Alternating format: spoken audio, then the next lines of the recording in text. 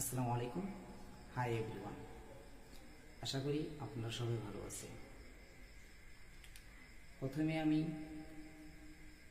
ধন্যবাদ এবং কৃতজ্ঞতা প্রকাশ করছি জিরো অলিম্পিয়াড কর্তৃপক্ষের প্রতি আমাকে দ্বিতীয় রাউন্ডে অংশগ্রহণের সুযোগ করে দেওয়ার জন্য। আমি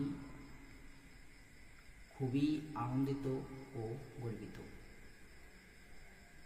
যুব সমাজ টেকসই উন্নয়ন নিয়ে কাজ করার জন্য ফাতিয়া আয়াত আপুকে এবং জিরো অলিম্পিয়াডকে আবারও অসংখ্য ধন্যবাদ।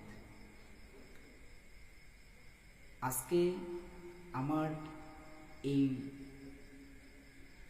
উন্নত মঞ্চের প্রেজেন্টেশনের বিষয় হচ্ছে SDG 10 রিডিউসড জিরো ইনকোয়ালিটি। এর অর্থ হলো শূন্য বৈষম্য। আমার নাম মোহাম্মদ আমিনুল ইসলাম। বৈষম্য কি? বৈষম্য হলো সমাজে বসবাসকারী একই মানুষের মধ্যে যখন আমরা দেখতে পাই একটি শহরের ছেলেমেয়ে আধুনিক প্রযুক্তির মাধ্যমে এবং আধুনিক শিক্ষার ব্যবস্থা গ্রহণ করতে পারছে বই এবং শিক্ষকের মাধ্যমে, কিন্তু একইভাবে একটি গ্রামের ছেলে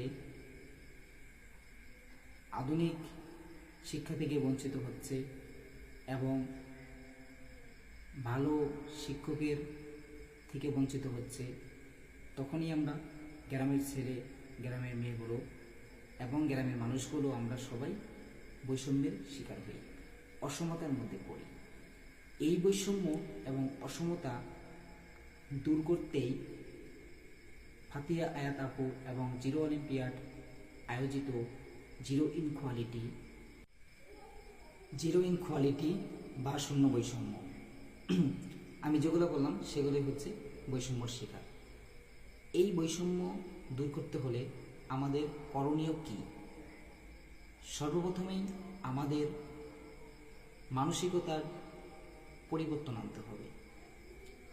সব ধরনের কুসংস্কার, ভেদাভেদ থেকে আমাদের দূরে থাকতে হবে। সব কিছু বাদ দিয়ে আমরা সমাজের বসবাসকারী মানুষগুলো সবাই একে অপরের প্রতি অসমতা করব না, বৈষম্য করব না, এগুলো থেকে বঞ্চিত থাকব। তাহলেই আমরা বৈষম্য থেকে বাঁচতে পারব। বৈষম্য থেকে বাঁচার জন্য SDG 10